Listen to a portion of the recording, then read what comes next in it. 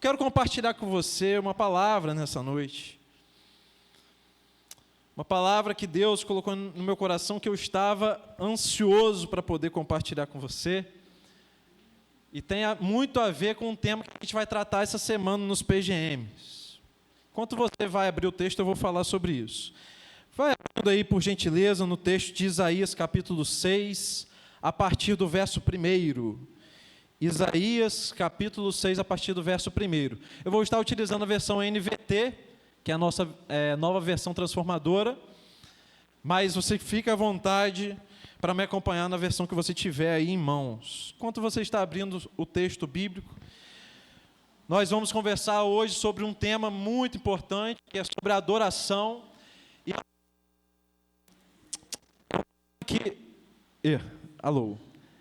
É um tema que nessa semana os PGMs que estão aí em dia com os estudos estarão tratando também. Obrigado, Tiago. Estarão tratando também. Os PGMs, meus irmãos, têm sido uma bênção. Deus tem nos dado orientações a respeito do que falar, o que vai ser ensinado no PGM. Então a gente está tratando nesse momento sobre as disciplinas espirituais, as disciplinas interiores, as disciplinas exteriores, e agora a gente começou a falar sobre as disciplinas comunitárias, aquelas que a gente vive em comunhão como igreja. Então assim, tem sido uma bênção. Deus tem falado nos PGMs, tenho visto isso. E se você ainda não faz parte, você está fazendo falta. Tem sido bênção, a gente quer contar com você, a gente quer que você esteja lá, porque hoje é um braço da nossa igreja, muito importante, para que você esteja fazendo parte da comunhão, como vocês viram aqui nos anúncios. O momento que a gente tem para compartilhar a palavra, às vezes aqui você tem dúvidas, mas você fica com vergonha de chamar depois do culto e perguntar, e no PGM é a hora disso. É hora de você poder conversar, é hora de você poder esclarecer, tirar dúvida. Então, se você ainda não faz parte do PGM, procure um líder. Deixa eu pedir para os líderes só levantarem as mãos assim, rapidinho. Todos os líderes de PGM, por gentileza. Olha aí, gente.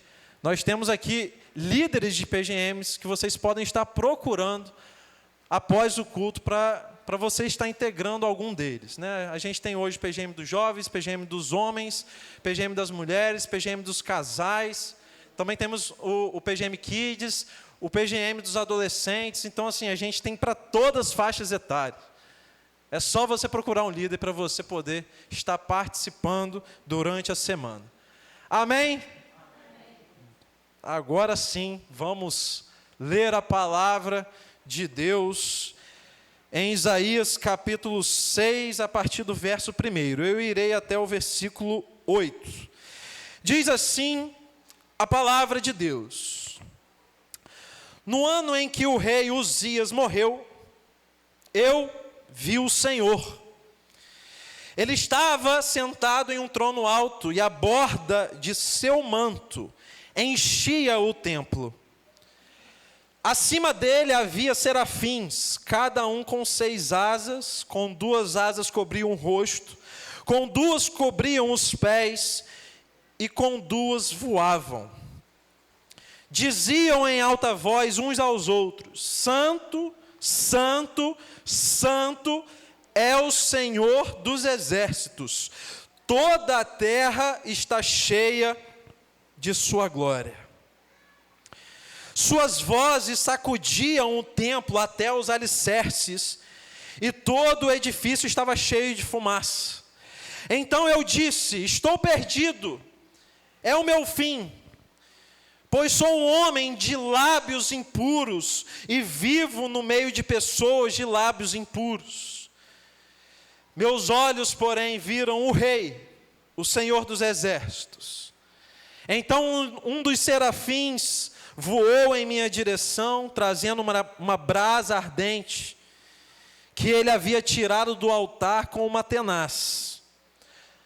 Tocou meus lábios com a brasa e disse: Veja, esta brasa tocou seus lábios, sua culpa foi removida, e seus pecados foram perdoados.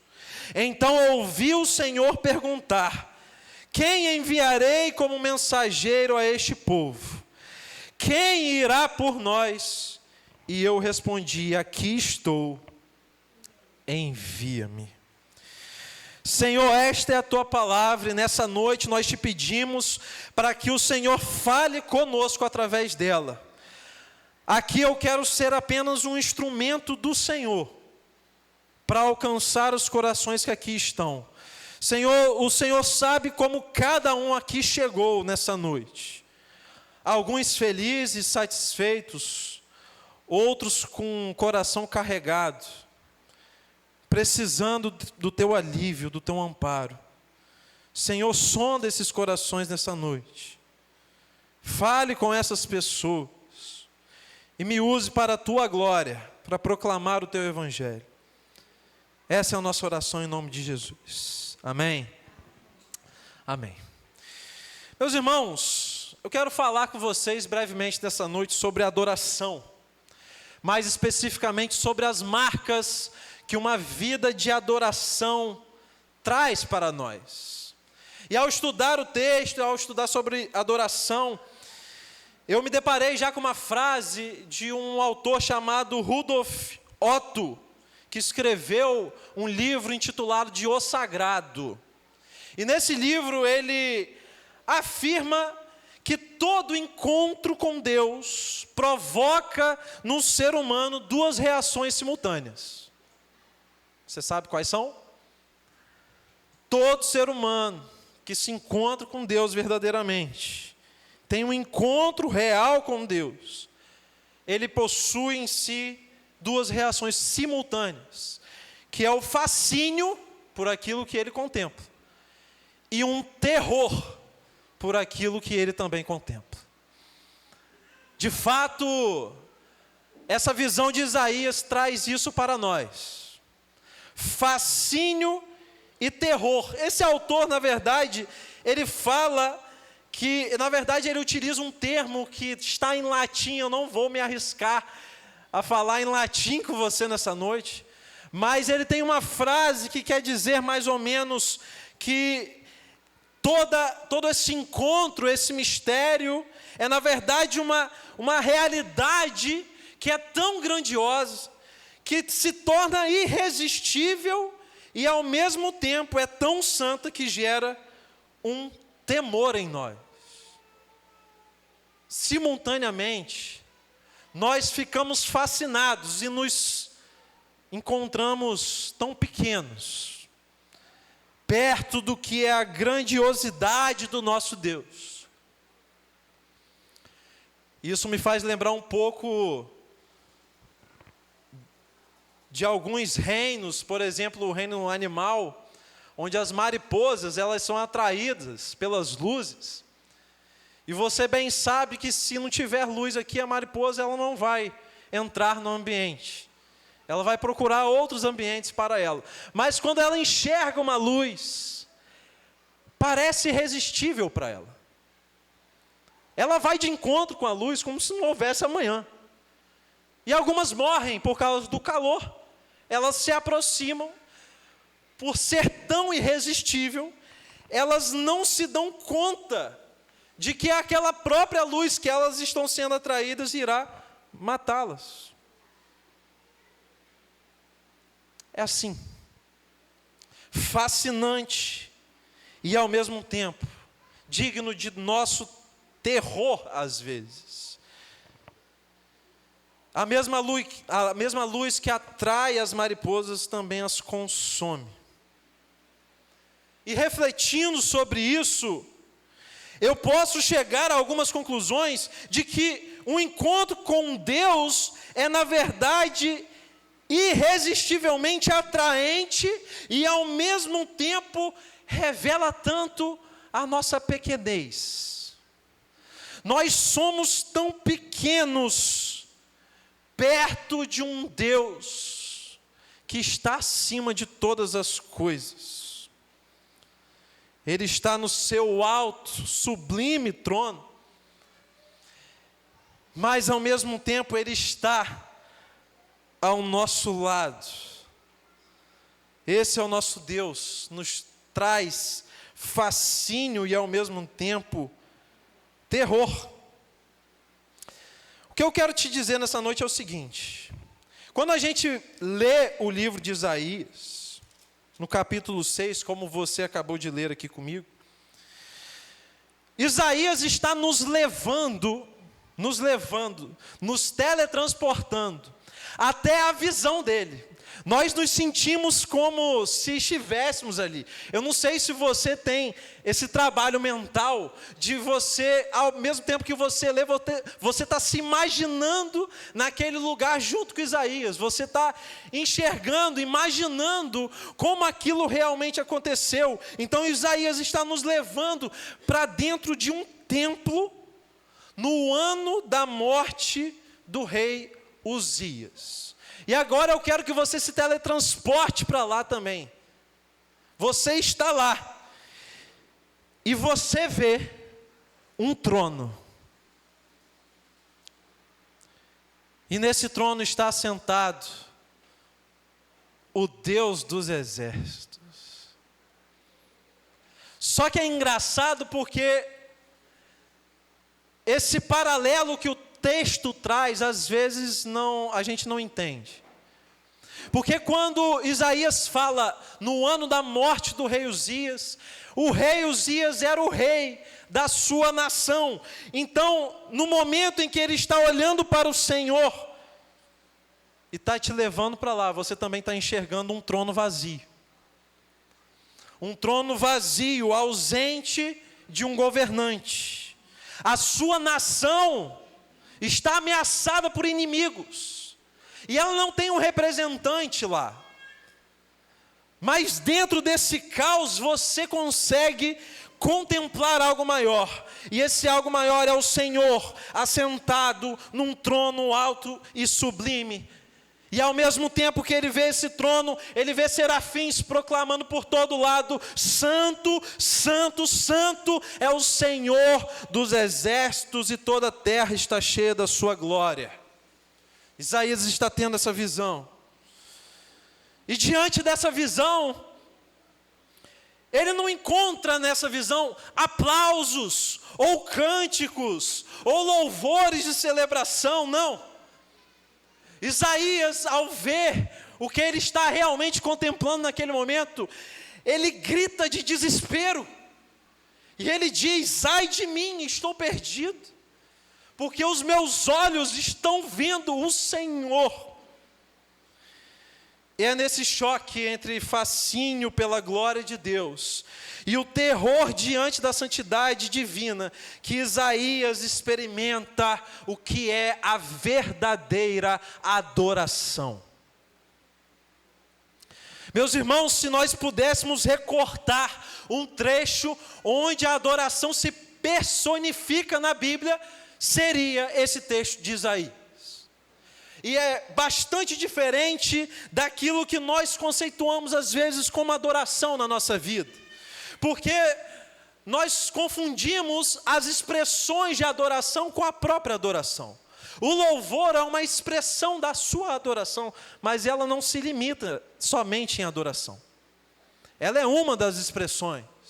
Os cânticos, as palmas, os instrumentos, a sua oração são formas que você tem de adorar a Deus, mas isso não conceitua o que é adoração para você.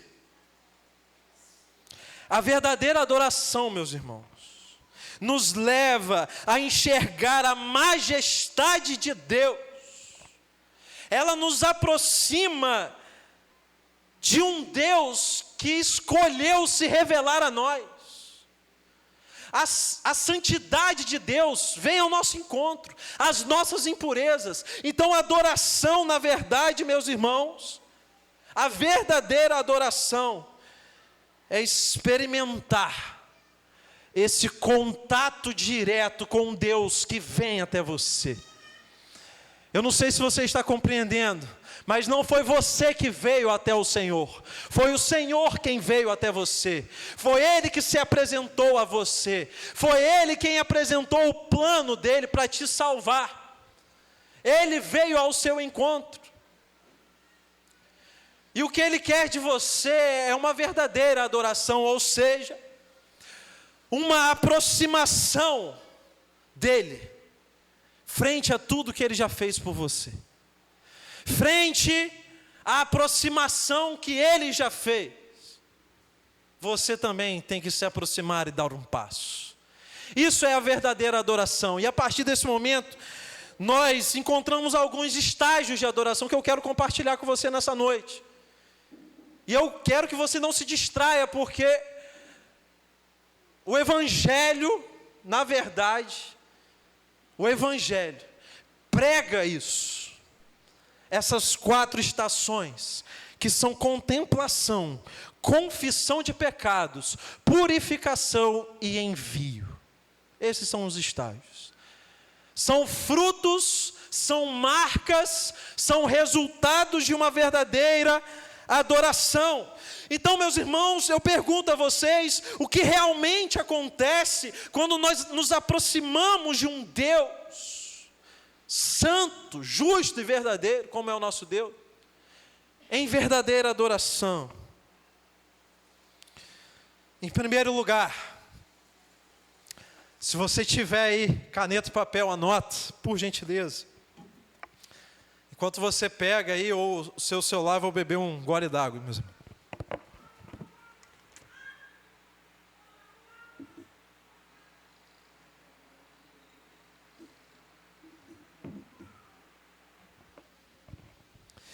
Em primeiro lugar, uma marca de uma verdadeira adoração está na contemplação. E eu quero que você volte aí no texto de Isaías capítulo 6, verso 1. Preste bem atenção. No ano em que o rei Uzias morreu, Isaías está falando: eu, Isaías, vi o Senhor, e ele estava sentado em um trono alto, e a borda de seu manto enchia o templo. A primeira marca da verdadeira adoração é a contemplação. Eu não sei se você já percebeu isso, mas a contemplação revela muito do seu coração. Vou te dar um exemplo. Os casais aqui de plantão, quando começaram a se apaixonar, né? Quem está em casal aí, olha aí para o seu parceiro, para a sua parceira, olha aí rapidinho, olha esse olhar, olha só, você está vendo esse olhar? Esse olhar é a contemplação que você teve ao se apaixonar pelo seu parceiro ou sua parceira. Contemplar consiste em estar focado naquilo, é você gastar tempo observando aquilo, é você gastar tempo prestando atenção naquilo. Isso é contemplar. Diante desse conceito, você concorda comigo então, que nós podemos adorar muitas coisas? Presta bem atenção naquilo que você mais gasta tempo contemplando. Cuidado, porque isso é uma expressão de adoração. E você pode estar adorando outras coisas além de Deus. Porque toda adoração começa na contemplação. Isaías fez isso. Ele contemplou o Senhor num alto e sublime trono. No ano em que morreu o rei Uzias. Meus irmãos, isso tem que impactar muito a gente. Porque quando Isaías está falando isso, eu quero que você traga para a nossa realidade. E você imagine a nossa nação sem um governante de fato. E nós entregues a outras nações em guerra. Estaríamos completamente desprotegidos, até porque Israel na época era uma teocracia. Então a representação de Deus era a representação de um rei. O rei, na verdade, estava representando Deus. E a ausência de um rei num trono trazia para o povo um pânico, porque era semelhante à ausência de Deus, o Senhor dos Exércitos, na governança daquele país. E naturalmente aquele povo estava desamparado. Mas em um momento em que Isaías poderia estar em completo desespero, a visão que ele tem, a contemplação que ele tem, é de um trono que não está vazio.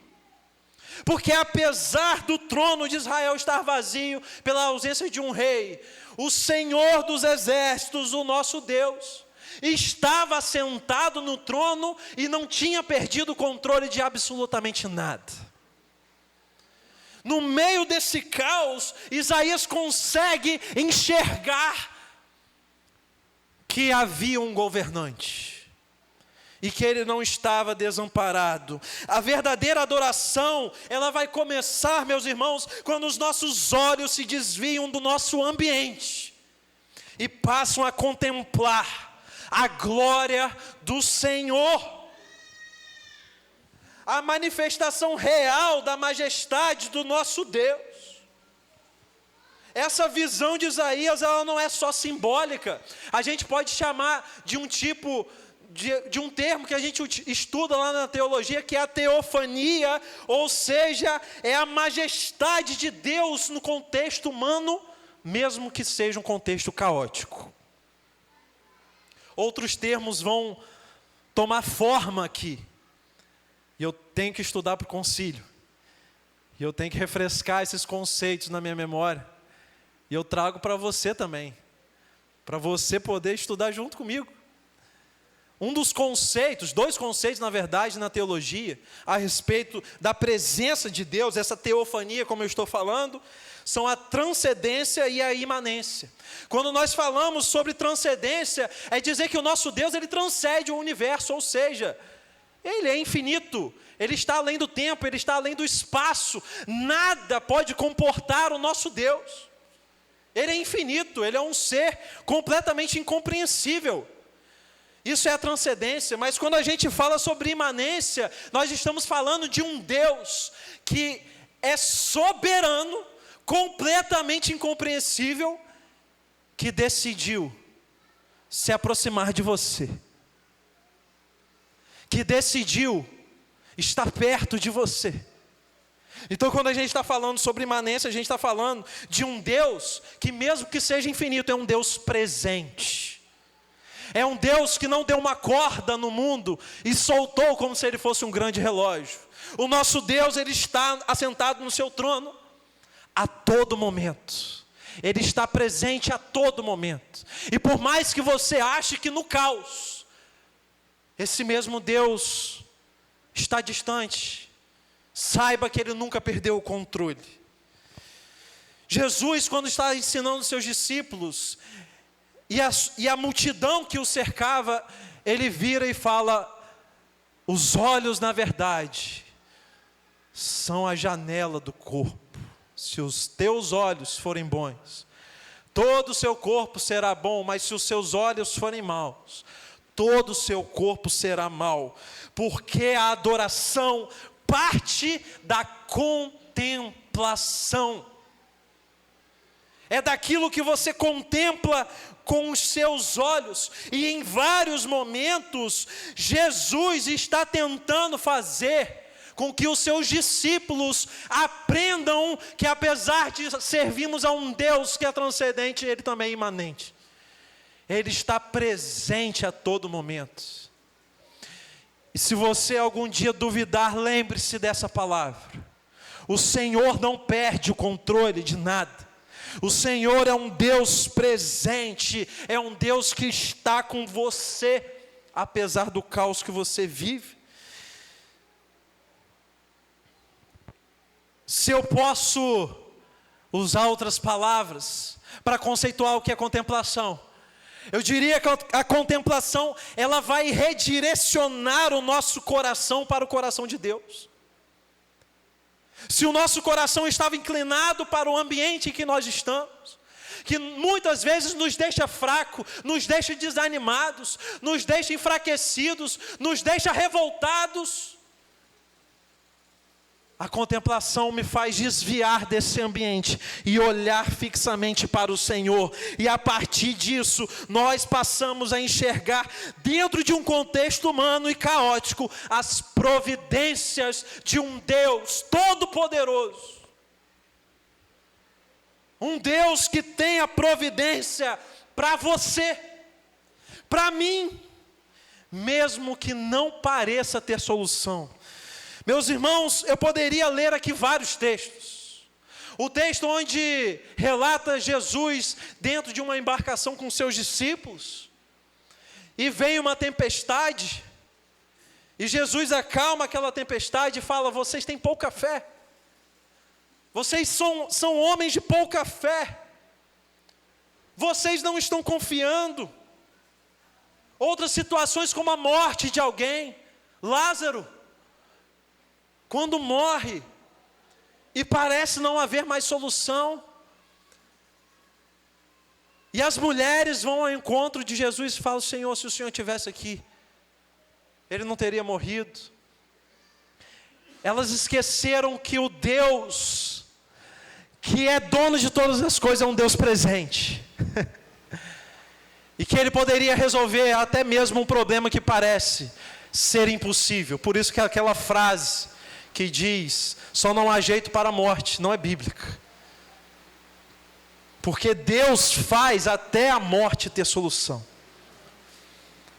Foi o caso de Lázaro.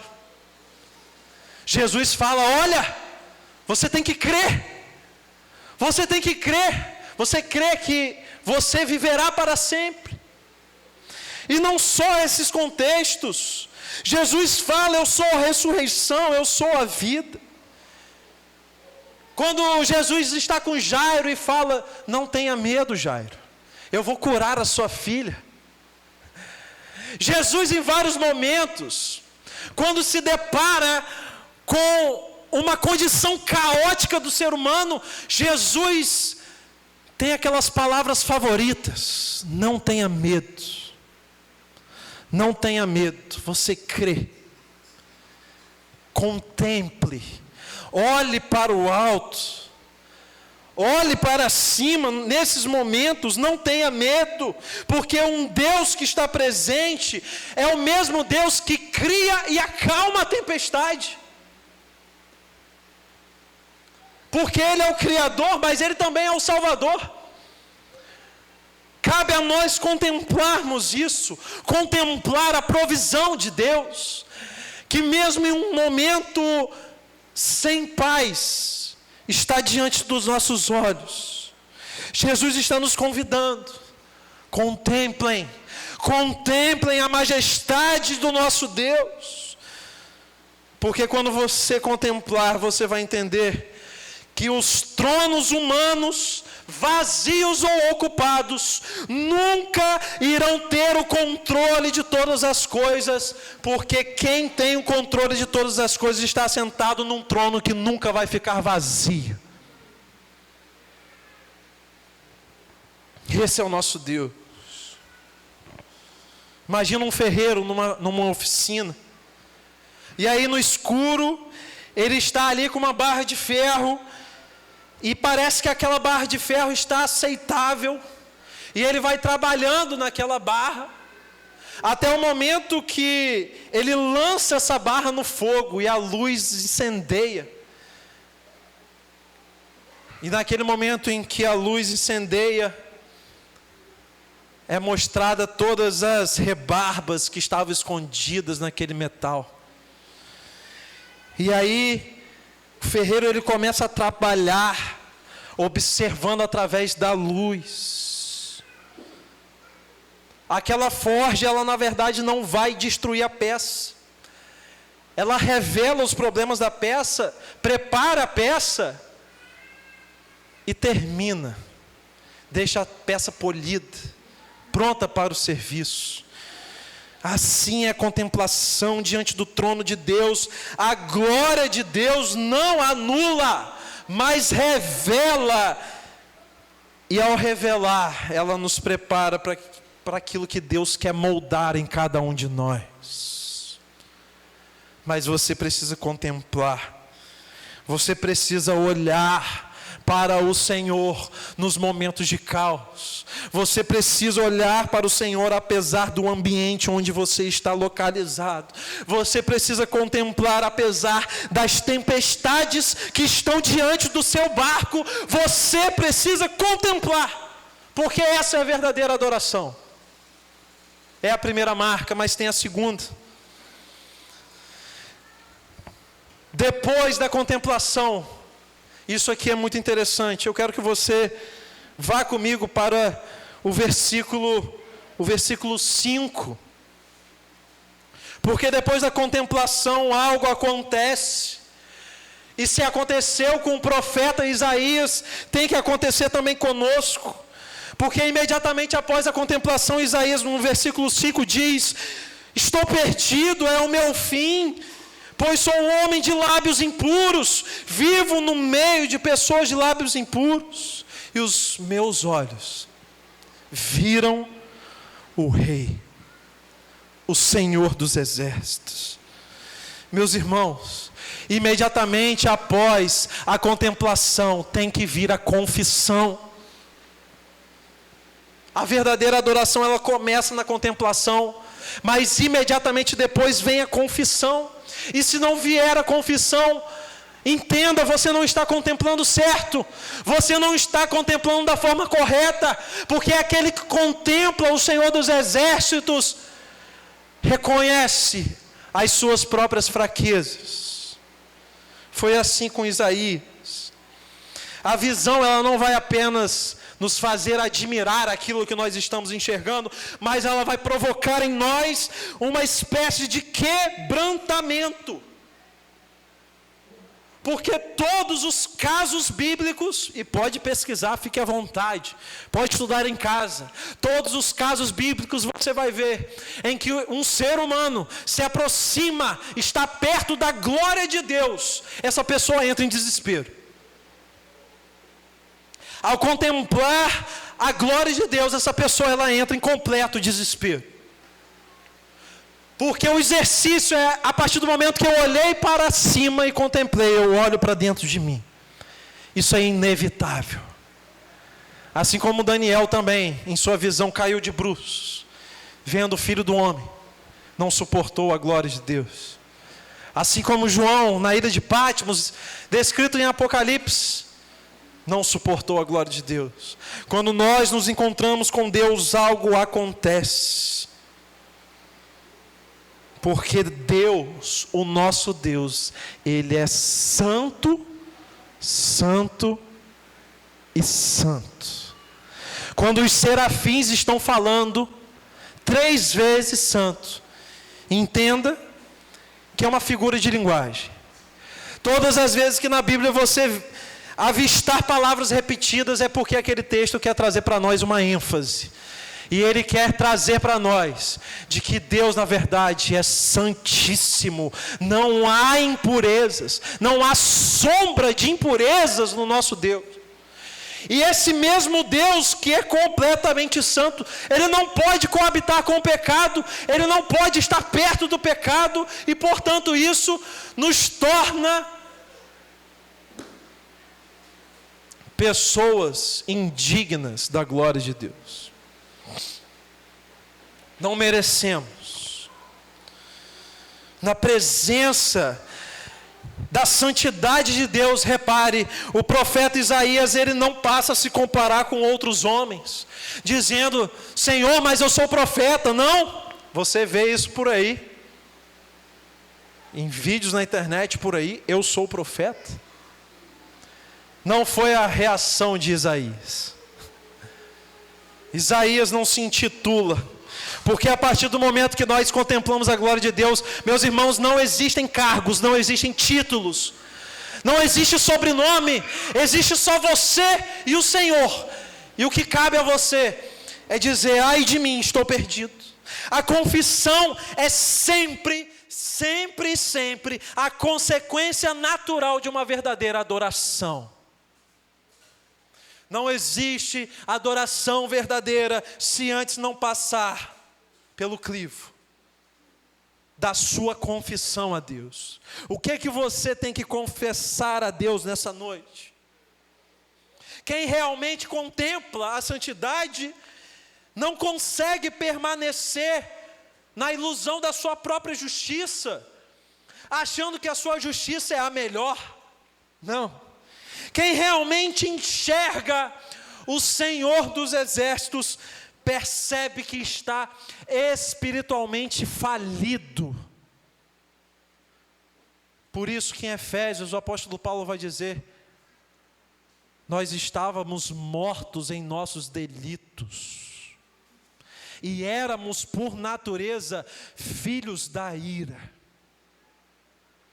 porque diante de um Deus santo, nos resta confessar. E Isaías confessa algo muito específico. Ele olha para si e fala: olha, eu tenho os lábios impuros. E aí a gente pode se perguntar por que Isaías está falando dos lábios? Por que na sua impureza, e ao contemplar o Senhor, ele quer falar dos lábios? Talvez seja porque era justamente os lábios que o Senhor iria usar como um instrumento para a sua própria glória. Entenda bem isso, eu vou chegar lá, na parte da redenção. O que você precisa confessar a Deus? Isaías olhou para si mesmo e viu que a sua boca estava suja.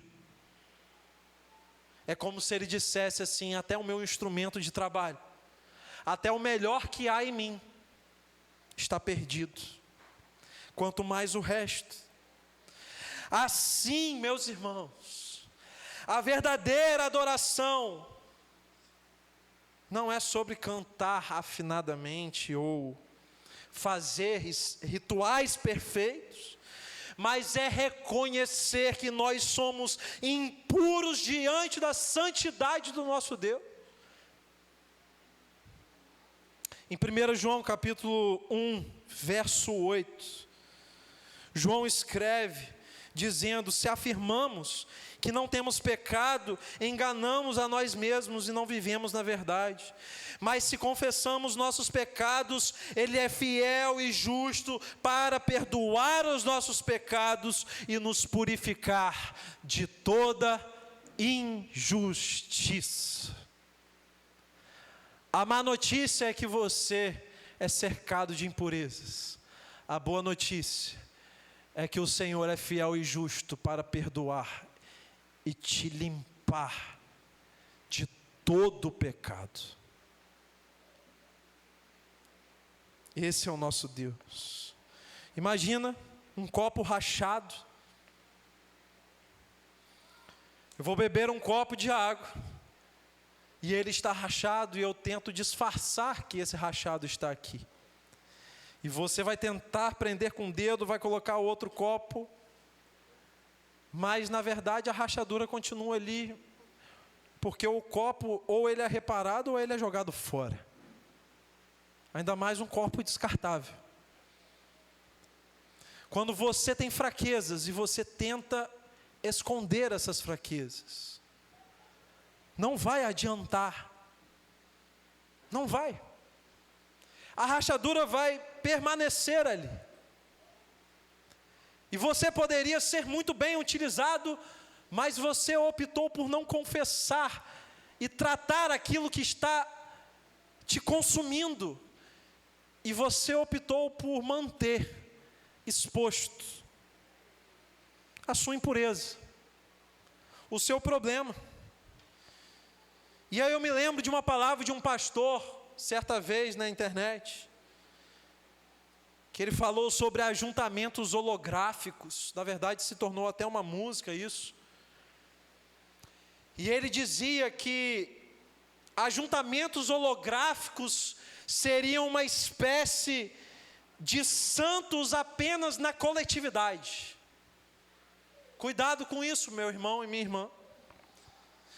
Porque Deus não nos abençoa e não nos enxerga naquilo que nós somos na coletividade. Porque na coletividade eu posso disfarçar muito bem.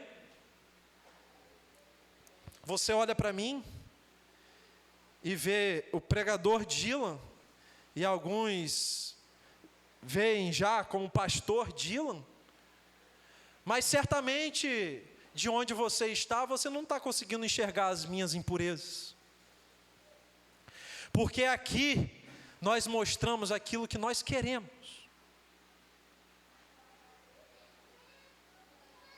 Cuidado. Graças a Deus, nós somos apenas instrumentos. Mas todos nós possuímos falhas humanas. Todos nós temos impurezas.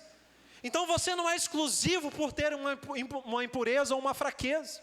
Não é. Todos nós temos. A diferença é que quando a gente está na coletividade, nós conseguimos muito bem tapar essas rachaduras. E as pessoas não enxergam isso, a menos que convivam conosco. Você precisa aprender a reconhecer suas fraquezas. Aquele que não reconhece fraqueza não consegue se aproximar do trono da graça. Aquele que não consegue reconhecer fraquezas não consegue viver uma vida de adoração autêntica e verdadeira. Deixa eu te falar uma coisa. O nosso Deus, Ele não se escandaliza com as suas fraquezas, porque Ele as conhece melhor do que você mesmo. Ele não vai se escandalizar. E a maior estratégia de Satanás no nosso tempo é fazer com que as pessoas se calem e não confessem aquilo que elas têm dificuldades, e não confessem aquilo que elas têm como fraqueza. Porque é assim como na Segunda Guerra Mundial, onde encontraram uma estratégia de guerra, onde era melhor ferir do que matar. Porque ao ferir um soldado, você mobiliza um outro para cuidar dele. Assim é a estratégia de Satanás. Ele vai corroendo a igreja através de fraquezas que ele sussurra no seu ouvido, dizendo que você não pode contar para ninguém. Mas quando a palavra de Deus é aberta, ela diz para você: confessai os vossos pecados uns aos outros para serdes curados. Essa é a palavra de Deus. Nós estudamos sobre confissão essa semana, nos PGMs. A disciplina da confissão. Foi essa semana ou eu estou enganado? Essa semana. Confessar é uma disciplina espiritual. Mas não só isso, é um reflexo da verdadeira adoração. Meus irmãos, Isaías declarou: ai de mim. E no momento que ele falou, começou a sua restauração. Enquanto você fingir ser forte, você vai impedir que Cristo trabalhe no seu coração.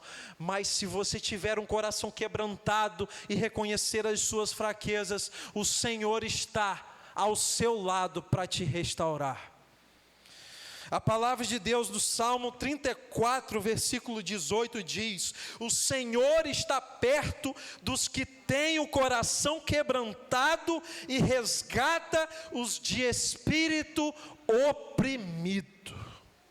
Esse é o nosso Deus. Esse é o nosso Deus. Ele não está se escandalizando com suas fraquezas. Confessar não é se diminuir, meus irmãos. Confessar é se libertar. Mas Isaías não só contempla, ele não só confessa, mas vem o terceiro estágio da adoração, que vai nos fazer exultar nessa noite, amém? Amém, igreja? Eu quero que você exulte, porque às vezes parece notícia ruim, mas a palavra de Deus sempre vai mostrar o problema e vai trazer para nós a solução. A solução está em Cristo. Porque a continuação, Isaías contempla, Isaías confessa, mas imediatamente depois vem a purificação dos nossos pecados. Vem a purificação do coração de Isaías. E eu quero que você volte comigo lá no versículo 6. Versículo 6. Quando diz: então um dos serafins voou em minha direção, trazendo uma brasa ardente que ele havia tirado do altar com uma tenaz. E aí versículo 7 vai dizer: tocou os meus lábios com a brasa e disse: veja, esta brasa tocou os seus lábios. Sua culpa foi o que, meus irmãos? Removida. E os seus pecados foram o quê? Perdoados. Glória a Deus. Porque depois do ai de mim, não vem um silêncio de condenação. Não. Vem uma resposta da graça de Deus para o coração de Isaías. Porque o altar, que poderia ser o juízo de Isaías, se tornou a fonte de purificação. E isso tem que estremecer o nosso coração. Porque às vezes a gente acha que chegar até o altar de Deus com as nossas confissões, vai trazer para nós condenação. Quando na verdade a palavra de Deus está dizendo que imediatamente após a confissão, Deus nos purifica, não nos condena. Esse é o processo de purificação. Primeiro ele vem de Deus, porque Isaías não foi até a brasa e tocou na brasa. Isaías não foi até o altar e tomou a brasa do altar, não. Foi o serafim que pegou a brasa do altar e foi até Isaías, após a sua confissão. E o altar é algo muito simbólico aqui, porque a brasa, nesse caso, que está no altar, representa o sacrifício. E quando a gente vai para o Novo Testamento, nós entendemos que o sacrifício perfeito é o nosso Senhor Jesus. O altar está apontando para Cristo. A purificação dos nossos pecados, ela vem de Cristo. E ela, além de tudo isso, ela vai ser específica, porque aonde você confessou, aonde você falou que está a sua fraqueza, é aí que Jesus vai tocar em você. É aí que Ele vai tratar em você de forma específica. No caso de Isaías, eram os seus lábios, e os seus lábios foram purificados, e o serafim disse: sua culpa foi removida. Você disse que você era um homem de lábios impuros, mas a partir de agora os seus lábios estão purificados. E eu não sei o que você atravessa hoje, mas o que eu quero te dizer nessa noite, se você absorveu só a parte da fraqueza, segura aí, meu irmão, segura aí. Porque a fraqueza não é a finalidade, a fraqueza não é o estágio final, não. A graça é o estágio final, porque a graça substitui a culpa que há dentro de nós. A graça de Deus mostra onde havia desespero, agora existe perdão para você. Agora existe perdão. E o perdão substitui a acusação.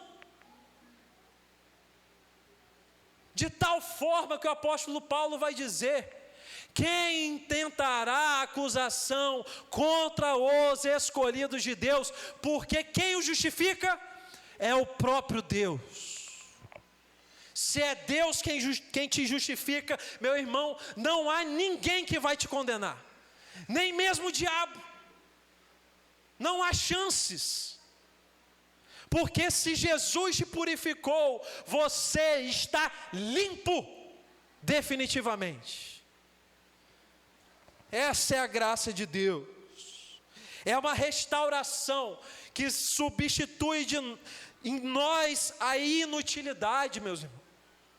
Isaías antes se via como indigno, mas agora Deus poderia torná-lo profeta dele. Tira de você a inutilidade. Salmo capítulo 103, verso 12, vai dizer: quanto o Oriente está longe do Ocidente, assim Deus afasta de nós as nossas transgressões. Em Hebreus capítulo 9, verso 14 diz: o sangue de Cristo purificará a nossa consciência das obras mortas para servirmos a um Deus vivo. Isaías capítulo 1, versículo 18 vai dizer: ainda que os vossos pecados sejam como a escarlata, eles se tornarão brancos como a neve. Aleluia! Porque não importa a cor do seu pecado, Jesus vai torná-lo branco como a neve, purificado, e você precisa crer nisso. Por isso que o apóstolo Paulo falou em Romanos 5:20, aonde abundou o pecado, superabundou a graça de Deus. Se você quer isso para a sua vida, saiba o seguinte: de imediato pode doer em você, porque eu fico imaginando uma brasa encostando nos lábios de Isaías, o tanto que aquilo não ardeu naquele momento, mas aquilo que trouxe um incômodo no início, após trouxe restauração. E eu fico pensando, todas as vezes que eu tinha um machucado quando eu era criança, a minha mãe utilizava de técnicas moderníssimas, que ela falava: vou buscar o arnica com álcool. Quem já viveu isso aí sabe. Vou buscar o arnica com álcool. Curava na hora. Curava não porque passava, mas porque eu falava: não passa não, pelo amor de Deus. Vocês sabem que arde. Quem experimentou isso sabe. Aquela ferida, aquele machucado, e você está chorando e está pedindo uma solução. Os seus pais vão lá e pegam a arnica com álcool e passam na sua ferida, e vai arder muito, mas segundo a minha mãe, era para o meu próprio bem, e hoje eu entendo que era mesmo, apesar de duvidar muito naquela época. Dói, incomoda, arde, mas é para o nosso próprio bem. Meus irmãos, um médico bom não é aquele que não vai te contar a sua doença. Esse, na verdade, é o médico que é insano. Ele é louco, porque um médico está ali para te trazer diagnósticos, e não só o diagnóstico, mas, se possível, a cura. Como ele vai fazer se ele não te contar aonde está ruim? Eu posso dizer o mesmo sobre a sua vida espiritual. Existem coisas que estão encobertas. Você não quer falar para ninguém porque machuca, porque arde, porque dói. Dói abrir o jogo, dói expor o que você tem, dói dizer o que você está passando. Mas dizer o que você está passando é o primeiro passo para purificação. É inevitável. Confessai os vossos pecados uns aos outros para serdes curados. Isso cura. A confissão cura. Assim como curou Isaías. Ele confessou e veio a purificação. Assim vai acontecer com você. Mas você precisa confiar. Você precisa confiar que a sua confissão vai trazer resultados. E saiba bem, é garantido, porque não sou eu que estou falando, não é baseado nas minhas palavras, não é baseado na imposição de mãos do pastor, não é baseado no ser humano, mas é baseado na confiança da eficácia do sangue de Jesus que foi derramado numa cruz. É esse sangue que nos purifica por completo, sem deixar falhas, sem deixar fraquezas de lado. Você precisa celebrar essa liberdade. Você precisa deixar Deus agir na sua vida. Primeiro vem a contemplação, depois vem a confissão, depois vem a purificação, e por último, a última marca de uma verdadeira adoração. Além de você contemplar, além de você confessar, além de você ser purificado, você será enviado por Deus. Após tudo isso vem o envio. Deus quer te enviar nessa noite. Você está preparado? Volta lá comigo no versículo 8 para a gente poder encerrar.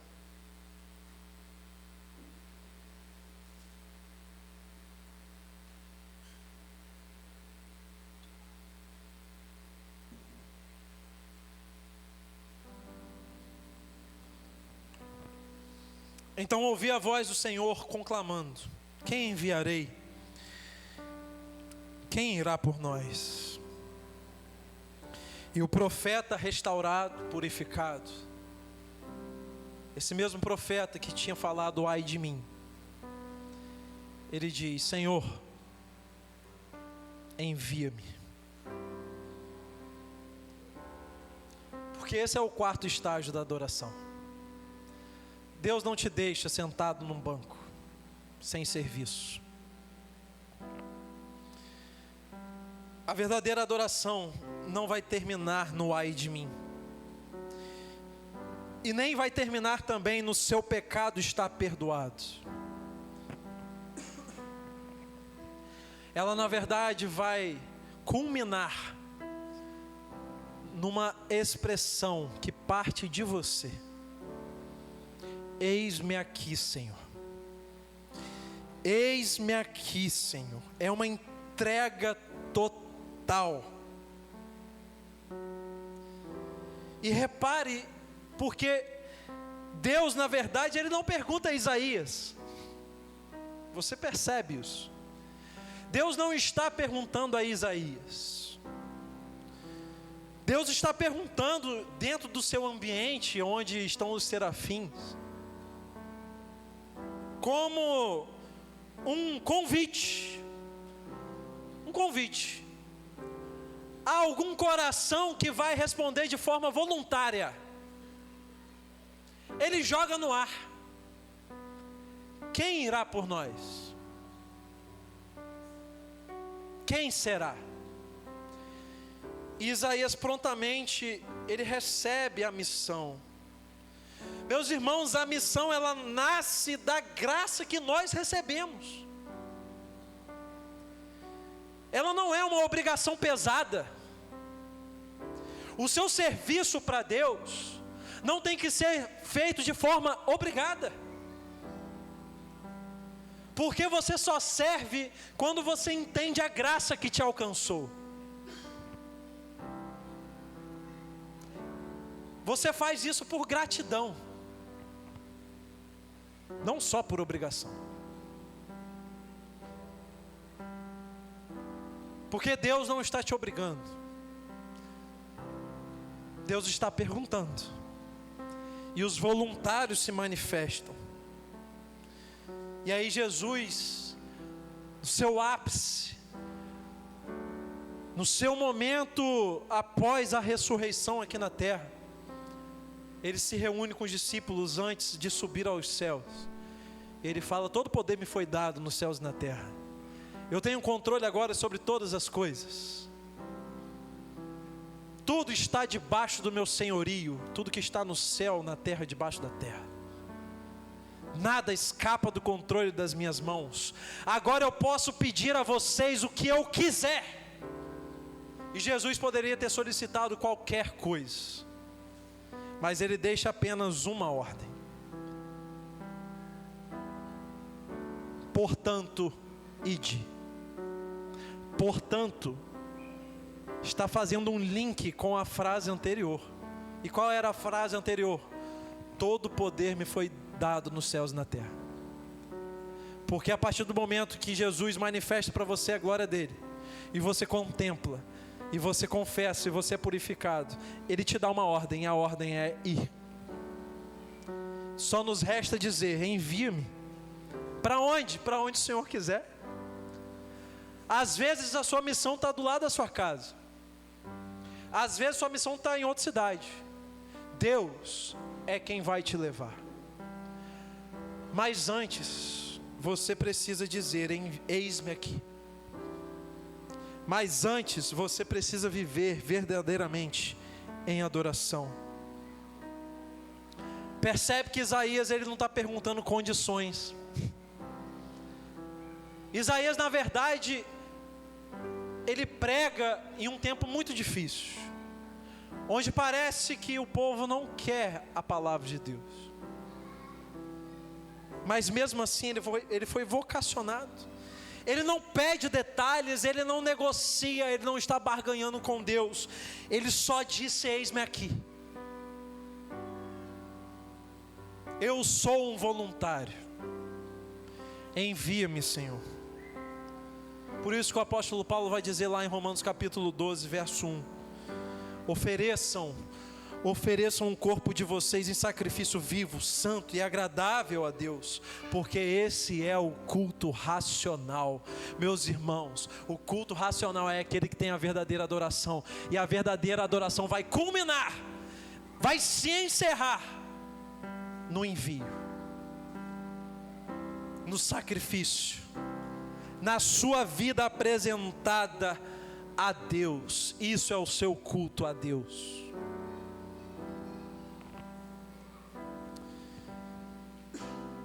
Deus não está procurando super capazes, pessoas que têm super dons, não. Ele está, na verdade, procurando corações que estejam dispostos. É isso que Ele quer. Ele quer de você disponibilidade. Deixa eu te falar, nada vai adiantar trabalhar para Deus se você não vive uma vida de adoração. A gente vai estudar essa semana nos PGMs. Tem uma frase que me impactou muito no livro, que diz: se o seu serviço vem antes da adoração, é idolatria. Porque se você serve sem antes adorar, ou seja, sem antes contemplar, confessar e se purificar, que adianta o seu trabalho? Ao mesmo tempo, existem aqueles que dizem ter a vida de adoração, mas não servem. A verdadeira adoração, ela possui todas as marcas, uma por uma, que vão se complementar.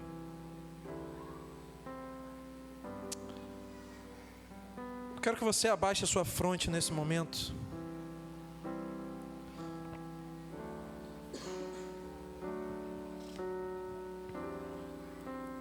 Primeiro você vê Deus num trono, apesar do caos que nos cerca. Depois você vê a sua miséria como um ser humano. Depois você contempla a graça de Deus purificando o seu coração. E por último você vê o mundo como um alvo do amor de Deus. A pergunta que Deus quer te fazer nesse momento é a seguinte: posso te enviar? Você está pronto para isso?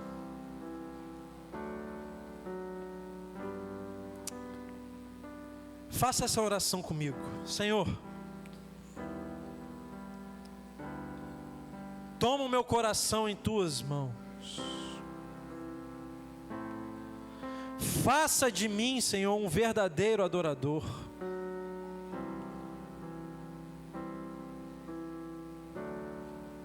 Traga em mim, Senhor, as tuas marcas de adoração. Permita-me, Senhor, te contemplar, apesar do caos que está a minha vida. Senhor, me dê coragem para confessar aquilo que há dentro de mim e mostrar as minhas fraquezas. Senhor, traga em meu coração a tua purificação. Limpa, Senhor, os nossos corações nessa noite. E Senhor, Nós compreendemos que é o Senhor quem está falando conosco. Por isso nós queremos ser voluntários e dizer nessa noite: envia-nos, Senhor. Nos envie para onde o Senhor quiser. Em nome de Jesus. Amém.